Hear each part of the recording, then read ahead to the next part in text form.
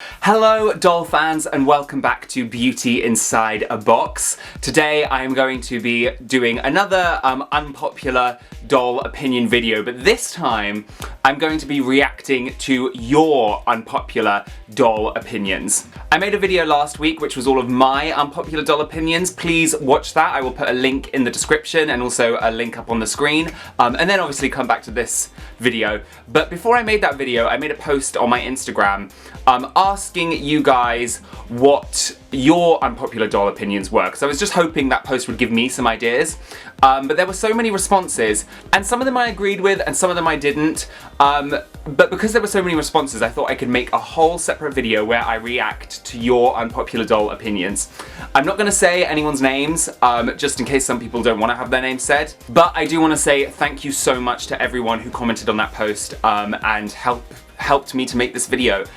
Like I said before, I really enjoy having a discussion. I really enjoy hearing your opinions. Obviously, these are just opinions. Please don't come for anyone in the comments.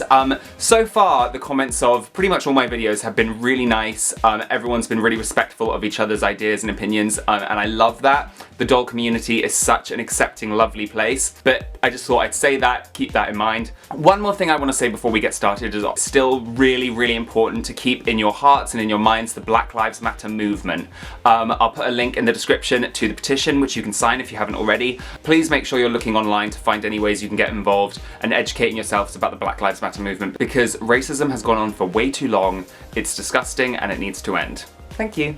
Okay, so the first unpopular doll opinion I've got here says, Bratz dolls have been irrelevant for years. As much as fans have tried to make them trendy, every reboot keeps flopping harder than the previous one. Their most influential moment was the makeup hashtag lol. I disagree. I definitely think Bratz has obviously had their time. They don't even make the dolls anymore. And I do think that for a really long time, the style that the Bratz were a big part of was not fashionable. But very recently, that kind of style has come back into fashion in a big way. The whole Y2K style, the baby fat, you know, kind of like diamantes, juicy couture, like all of that kind of stuff from the early noughties has really come back into fashion, I think. And you can see kind of modern versions of that style popping up on all different, you know, clothing websites. So I definitely think the Bratz style is having a resurgence, personally. And obviously people who grew up with the dolls are now very much influenced by them, which is why we have things like the makeup hashtag. That was a big moment for Bratz. Bratz still has obviously quite a big influence in the kind of pop culture conversation, because they were such a massive doll line at the time, and I think lots of young people who are now going into their 20s, you know, grew up with them and know them and identify with them. So I think Bratz are still part of the pop culture conversation, a little bit at least. Their reboots do keep flopping. I think it's really nice that MGA keep trying to bring them back. And, you know, listen to the fans. They really listen to the fans, which I think is really nice. Even though obviously sometimes they miss the mark, I do think they're really trying to cater to us, unlike Mattel. I really liked the collector line. I thought those dolls were amazing. Maybe it's my bias talking, because obviously I love Bratz. I feel like the Bratz are still relevant. Maybe I'm wrong. Let me know what you think in the comments. Okay, this one's quite controversial. It says, number one, everything Barbie has released in like the past 7 years has sucked. I agree. I agree. I agree. 2, fashionista body molds suck. 3, there needs to be more Barbie bodies that are more model-like and thin. I disagree with that one. It's not great, and I do think that the overuse of like ridiculously thin models in the fashion industry was really gross, and I don't think it's a good message to send to anyone, telling them that they need to be this skinny to be beautiful. And also, the kind of basic Barbie body mold is pretty thin. You know, she's pretty skinny. But yeah, also I really don't like the body molds that are like stood on one hip, or like, you know, that are kind of like contorted in like a weird pose. 4, Barbie must have long hair always. Okay, I agree with that one. Well, I like the fact that there are loads of different styles in the fashionistas. I wish Barbie's hair was more, this is what I always say, I wish Barbie's hair was more over-exaggerated. So when she's got long hair, it's like long, like down to her knees, you know what I mean? Because they're small dolls and you want their hair to be like over-exaggerated, so there's more to play with and more to style. So yeah, I feel like when Barbie does have long hair, it should be long, like long, not like here. But I do like different styles. I like the dolls with short hair and like shaved heads and like stuff like that. I think it's cool. And it gives them variety, which I like. Okay, this one says, another one. That reminded me of DJ Khaled. Anyway, another one. We as collectors shouldn't expect Mattel to listen to us as much as they listen to parents who buy their kids Mattel dolls, since they are a much bigger group compared to the group of collectors. I agree and I disagree. Collectors are clearly a big market because they make collector dolls. So there clearly is quite a lot of us. I think Barbie is sometimes a little bit too scared to push the boat out a little bit because they're scared of the repercussions that the parents will say. I just don't think it would be that hard for Mattel to please collectors and parents. I just don't think they really try. But things like articulation, you know, Mattel always says that like young kids don't care about articulation. I just think that's a lie, basically. I said that in my last video. But anyway, yeah, so basically what I'm trying to say is I think Mattel could please both camps, and sometimes they try to, but a lot of the times they don't. But anyway, okay, this one says, rare dolls are overrated. Just because it's hard to find doesn't mean it's special. Some of them are just overpriced dolls. I agree and I disagree. A lot of the time a doll is rare because lots of people want it and it's sought after, which normally means it's a nice doll. But yeah, I understand what you mean. Monster High dolls were made with bad manufacturing, from the early articulation being frail and loose, elastic hip joints will disintegrate over time, body pieces like fins, wings, tails will pop off too easily, some skin finishes and skin tones that yellow over time with light, some heads being full of glue that didn't set and leaked through the hair. I said in my last video I never was that into Monster High.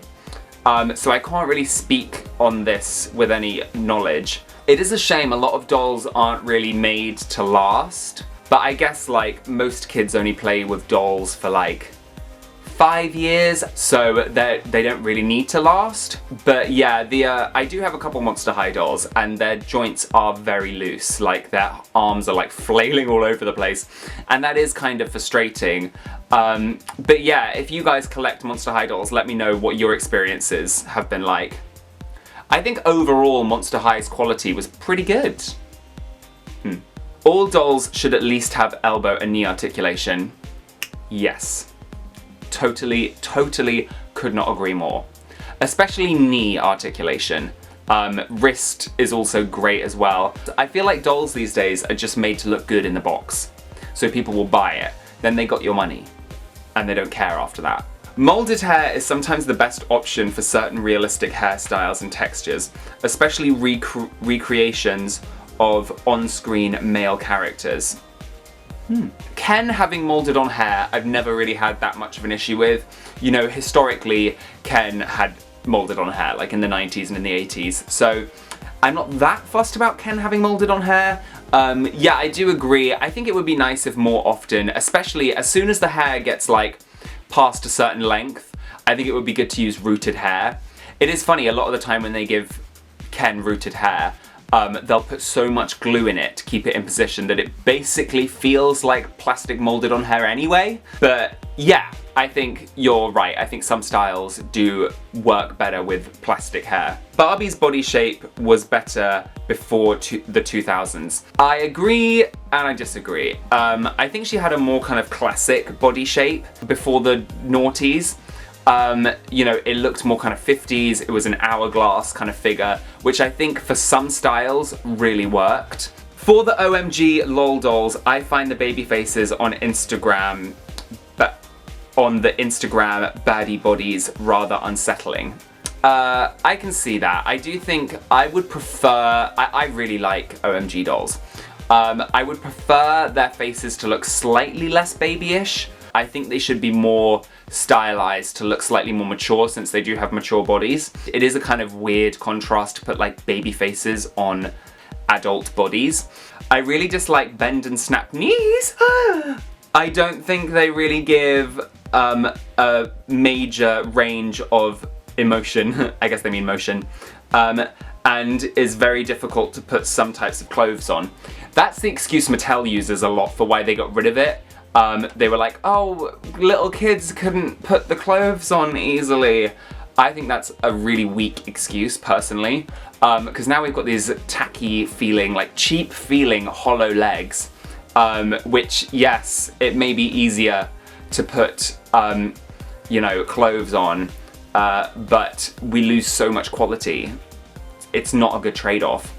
I like the bend and snap legs. I think they give enough of a range of movement, and I like the fact that they weigh a bit. They feel heavy, which kind of makes them, it makes the dolls sit down better because they're weighted at the bottom, they can sit properly, whereas dolls with hollow legs just fall backwards because they're so light.